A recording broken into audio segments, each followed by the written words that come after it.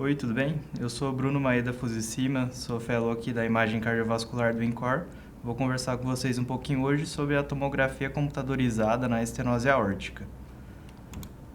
De uma introdução breve, nos últimos tempos, tem tido avanços tecnológicos e também médicos, e as opções aí minimamente invasivas têm ganhado bastante espaço, então, nesse contexto, lembrando na estenose aórtica, muitos pacientes são idosos, são comórbidos e também têm um alto risco cirúrgico para a cirurgia convencional valvar, Então, nesse contexto, o exame não invasivo, no caso da tomografia, e os procedimentos também são uma alternativa de escolha. Também, nos pacientes mesmo de baixo risco, jovens, evidências recentes têm demonstrado também que nos desfechos eles não são inferiores. Então, são uma opção aí de tratamento também. Então, nesse contexto, a tomografia vai entrar com uma programação pré-operatória, também na avaliação assim, de complicações pós-operatórias e no crescente aumento das abordagens valvares, alguns pacientes precisam de reabordagem cirúrgica e esse exame também pode contribuir para essa avaliação. Isso a gente vai comentar um pouquinho aí com vocês hoje. Então, principalmente na relação à tomografia computadorizada primeiro, Ele é um exame não invasivo, que ele é baseado em radiação ionizante. Ele pode ser acoplado aí ao ciclo cardíaco, pelo eletrocardiograma durante o procedimento. Então, nós conseguimos fazer aquisições, seja na sístole ou diástole, dependendo da indicação clínica. E, em alguns casos, o exame pode ser com um contraste, mas algumas fases também sem contraste. Então, em relação às indicações na estenose aórtica da tomografia, são indicações amplas, que elas têm tanto caráter diagnóstico quanto estratificação de risco, para avaliação pré-operatória de procedimentos percutâneos, como TAV e valve-in-valve, também na avaliação de complicações pós-operatórias da cirurgia percutânea convencional. Tem uma contribuição para o estudo coronariano não invasivo e também em contextos assim, complicações mais tardias e infecciosas, como trombo, panos e endocardite. Assim, é um estudo muito bom, mas assim, ele tem suas limitações, Então, para conseguirmos aí imagens de boa qualidade, a gente precisa lembrar que o paciente precisa tolerar decúbito, tem que conseguir manter uma apneia aí pelo menos aí em torno de 10 segundos em inspiração. É um exame que muitas vezes vai aí o contraste iodado, e aí sempre precisamos lembrar aí do risco de nefropatia por contraste e também aí a questão de alergia ao iodo, É um exame que vai radiação ionizante, então isso aí precisa ser cogitado até em pacientes jovens e também que vão ser expostos à radiação ao longo da vida toda. E muitos exames precisam de um preparo, controle de frequência cardíaca, vasodilatação. Então, assim, às vezes precisa de uso de beta-bloqueador, nitrato, E muitas vezes o paciente com estenose aórtica, eles não são bons candidatos para vasodilatar e nem para receber essa medicação. Então, principalmente falando agora do score valvar aórtico, das indicações, ele é um exame aí, sem contraste, ele é sincronizado ao eletrocardiograma e é mais usado na questão da estenose aórtica baixo fluxo e baixo gradiente, na distinção entre um grau moderado do importante. Então, pela Sociedade Brasileira de Cardiologia, os cortes aí para calcificação importante no homem é acima de 2.000 Agatston e na mulher acima de 1.300 Agatston. Outra indicação crescente é a questão do protocolo TAV, que é o implante aí percutâneo transcatéter uma prótese valvar aórtica. Também é sincronizado ao eletrocardiograma, necessita aí de uma tomografia aí de pelo menos 64 canais. Existem umas fases pré-contraste para avaliação de calcificação e também as fases com contraste iodado, que dependendo muito do protocolo, mas ao menos é em torno de 100 ml de contraste é utilizado. No campo de estudo do protocolo TAV, ele envolve área cardíaca, componentes da aorta torácica, abdominal e o começo de membros inferiores, com as ilíacas e femorais comuns. Esse campo de estudo, o objetivo dele é para avaliar assim, o tamanho da prótese, da avaliação cardíaca, a avaliação de riscos de complicações, que existem alguns marcadores que nós vamos comentar, e também as vias de acesso vascular. Em relação, então, ao protocolo TAV, né, o que é avaliado como um todo, né, um resumo, seria o score de cálcio valvar e também do ânulo valvar aórtico, a morfologia valvar, o ânulo em si com suas dimensões, a altura das coronárias, o tamanho dos seios de Valsalva, as dimensões da aorta e se ela possui doenças da aorta e as vias de acessos vasculares para o procedimento. Em relação ao score valvar aórtico, né, já comentamos um pouco brevemente, né, mas só reforçando, né, que é importante o estudo da calcificação no contexto de TAV, que a gente tem evidência que assim, scores maiores de cálcio, né, maior calcificação, está correlacionado a eventos aí de complicação. Né? Por exemplo, aí no caso de acidente vascular cerebral, mas também outros riscos de complicações como obstrução de via de saída, rotura do ânulo valvar, embolização de prótese e bloqueio atrioventricular avançado, né, como o BAVT. Né? Então, maior calcificação, mais risco de complicações aí pós-procedimento. Além do score da válvula em si, né, também vemos a calcificação subvalvar, né, no ânulo valvar, e é uma avaliação subjetiva, né? Então, avaliamos aí na questão a extensão da calcificação e também o quanto que ela produz para a luz do ânulo valvar. E classificamos aí em leve, moderada ou acentuada, a depender dessa avaliação subjetiva.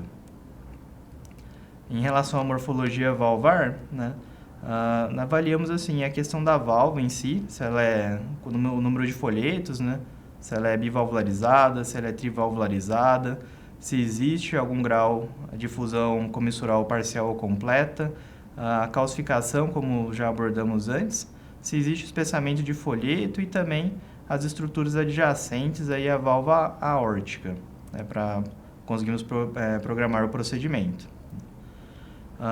Só para conhecimento, né, existe a classificação de Sievers, que avalia realmente a parte de fusão comissural das válvulas aórtica bicúspide, né, se é realmente uma bicúspide congênita ou se é uma bivalvularizada por fusão de folhetos. Né? E aí, nesse contexto, é classificado de 0, 1 ou 2, conforme essa avaliação. Em relação ao ânulo valvar aórtico, ele é interessante para estimar o tamanho de prótese a ser implantada. Num quadro geral, né, isso é um pouco variável, mas áreas menores que 350 milímetros quadrados e diâmetro médio abaixo de 23 milímetros são considerados ânulos pequenos e ânulos grandes acima de 680 milímetros quadrados ou acima de 29 de diâmetro médio. Né? Isso é interessante assim, para ter um entendimento, né, realmente das próteses disponíveis no serviço, que nos casos extremos, né, isso pode desfavorecer o procedimento por incompatibilidade do material disponível e o tamanho das dimensões do ânulo do paciente. Né? Claro que por si só, né, essa medida ela não contraindica a TAV, né?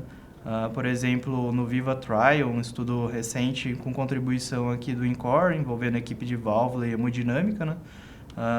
Comparou a cirurgia convencional com a intervenção percutânea em pacientes com ânulo valvar pequeno, num segmento de 2 anos, e assim, não houve diferença em desfechos, né?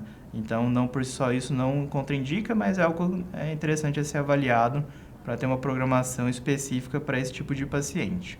Né? Em relação à altura das coronárias, ainda no protocolo TAV, né, isso é avaliado para entender o risco de obstrução coronariana e a altura de coronárias em relação ao ânulo valvar abaixo de 12 conferem maior risco. Então, em geral, também a coronária direita ela é um pouco mais alta, né? Isso também é levado em consideração na avaliação da altura de coronárias. O seio de Valsalva, ele também é associado a maior risco de obstrução, que pensando quando é colocado uma prótese, se for um seio pequeno, né, o ósseo da coronária também fica mais perto das bordas da prótese, então diâmetros abaixo de 30 milímetros também são relacionados a risco de obstrução do ósseo da coronária. Aqui então, só reforçando, né, a altura coronariana menor do que 12 e seio de Valsalva abaixo de 30. Na fase de aquisição de aorta, vamos avaliar o grau de ateromatose, ver se existe uma doença da aorta específica, por exemplo, dissecção, aneurisma, né, pensando que será o trajeto, né, que o catéter irá passar, às vezes pode desfavorecer o procedimento. Nessa fase de estudo, né, nós avaliamos a aorta torácica e seus ramos supraórticos, a aorta abdominal e ramos abdominais, e como já abordado também as ilíacas e até nível de femorais comuns, do lado direito e esquerdo. A via de acesso preferencial é via membros inferiores pelo seu calibre e também pela praticidade durante o procedimento. Mas em alguns casos, né, pode existir aí algum grau de obstrução, ateromatose e não ser ter um calibre favorável, né? Então existe a via alternativa, que são ramos supraórticos, no caso as subclávias, né, direita ou esquerda, que também são opções aí de vias de acesso. Em relação à dimensão luminal, né, o diâmetro luminal mínimo dos acessos, isso é variável um pouquinho em relação ao kit de prótese disponível, né, valvar, mas geralmente em torno de acima ou maior do que 5 milímetros é permissivo para o procedimento, né? Então, sobre o protocolo de TAV, né, a gente já abordou praticamente tudo, né? Existem outros procedimentos, né, no caso valve-in-valve aórtico. É um protocolo semelhante à TAV, a diferença é que nesse caso o paciente já tem uma prótese previamente implantada, né, não é um quadro de uma válvula aórtica nativa. Então, de diferente, né, em relação ao TAV, né, tudo que a gente já comentou é válido aqui também, mas adicionalmente é avaliado as dimensões da prótese prévia, né, sua relação com as estruturas adjacentes e em alguns casos em que o nível da prótese chega aí no ósseo das coronárias, pode ser necessário projetar uma prótese virtual, estimando como seria a nova prótese a ser implantada e avaliar a distância entre a prótese virtual e o ósseo das coronárias, né? Sendo que essa distância, chamada de VTC abaixo de 4, também confere risco aí de obstrução coronariana por ocupar esse espaço, né? Agora falando um pouquinho de estudo de coronárias, né, no contexto das valvopatias aórticas, vale lembrar que muitos desses pacientes, né, possuem estenose aórtica importante e possuem contraindicações para o uso tanto do beta-bloqueador quanto do vasodilatador oral. E para o preparo da fase de coronária, né, essas são medicações essenciais, porque o exame precisa ser feito com uma frequência cardíaca mais baixa, né? Então, em muitos casos, né, alguns territórios coronarianos podem ser bem avaliados, realmente ver que não há lesões significativas, mas outros vasos podem, principalmente a coronária direita, que tem mais artefatos de movimentação, podem inclusive ter sua avaliação proximal limitada, né? Então, precisa ser usado com cautela, né? Em muitas situações ele pode poupar o paciente de uma avaliação coronariana invasiva, como o cateterismo, mas vale lembrar que também muitos casos podem ficar limitados. Em relação às complicações, né, um pouquinho a mais aí que a tomografia tem seu uso, a gente já comentou algumas previamente, né, como bloqueio atrioventricular, obstrução coronariana, né? Vou só destacar uma outra complicação que a tomo pode ter seu valor, que é em relação ao HALT-RAM, né? HALT é o termo que usamos aí para o espessamento aí do folheto valvar, e que dependendo da situação clínica, né, a gente pode entender também das características da imagem como panos, ou dependendo do caso de trombo, ou em alguns casos também como vegetação, né? E em relação ao RAM, é a restrição da mobilidade de um folheto, que também muitas vezes também está espessado, né? Que isso pode, por exemplo, auxiliar o clínico em alguma situação, por exemplo, como trombose de prótese, para avaliação de restrição e disfunção de prótese, né? Vale lembrar também, né, que pode ser cogitado, né, também o uso da tomografia no controle evolutivo, né, nesses casos de trombose de prótese, para avaliar após anticoagulação, né, se esse espessamento reduziu e se a mobilidade valvar teve algum tipo de melhora, né? Mas assim, em casos muito selecionados, mas acho que é válido conhecer essa complicação que pode ser avaliada no exame de tomografia também. Por fim, né, falando só da endocardite infecciosa, né, é a nossa última indicação que vamos comentar aqui hoje. A tomografia, né, ela atua inicialmente ainda como um exame complementar à investigação habitual da endocardite infecciosa, né, no caso com avaliação clínica, inicialmente o ecocardiograma. É um exame que, a parte interessante, né, que ele não precisa de sedação, não precisa de um controle de frequência restrito, como numa angiotomografia de coronárias, né? Ele tem várias formas de aquisição, a depender da indicação, pode ser necessário a avaliação de câmaras direita ou esquerdas, né? Isso precisa ser indicado na hora do pedido do exame. E geralmente existe uma fase aí pré e pós-contraste, então ele necessita aí do iodo para a realização. Então, isso tudo deve ser levado em conta na solicitação do exame, né?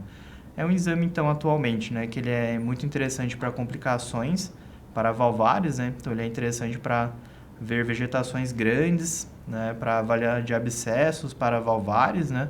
Então, a gente consegue ver as estruturas em volta da válvula.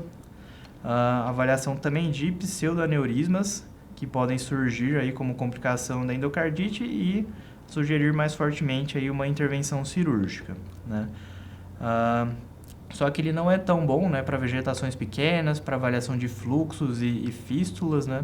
Então, no momento, ele ainda é considerado como um exame complementar aí ao ecocardiograma, mas é interessante aí também o clínico começar a pensar nesse exame também nos pacientes com endocardite, que também ele consegue avaliar fora da parte cardíaca, embolização pulmonar, embolização abdominal e também embolização para o sistema nervoso central. Então, de mensagens finais, né, reforçando que a tomografia de coração é um exame não invasivo, né, tem suas restrições, né, no uso de radiação, né, uso de contraste iodado, alguns protocolos precisam de medicação. Ele é sincronizado ao eletrocardiograma, avalia a calcificação válvula aórtica na estenose aórtica baixo fluxo, baixo gradiente, é usada em protocolos de TAV, valve-in-valve, é possível avaliação de coronária e aorta também, e é muito interessante para complicações paravalvares. O planejamento da TAV, né, ele é fundamental para o sucesso do procedimento. Então, vou só recordar com vocês, né, alguns pontos importantes que são fornecidos pela tomografia. Mais cálcio, né, mais calcificação confere maior risco de complicações. Alturas de coronárias acima de 12 são favoráveis. Seio de valsalva acima de 30 também favorável para menor risco de obstrução coronariana. Em geral, a área anular, válvula aórtica, gira em torno de 350 a 570 milímetros quadrados. O perímetro habitual acima de 23 milímetros. E o diâmetro luminal mínimo vascular para os acessos, em geral, precisa ser acima ou igual a 5 milímetros. Obrigado. Acho que conversamos um pouquinho sobre tomografia hoje na estenose aórtica e qualquer coisa estou à disposição.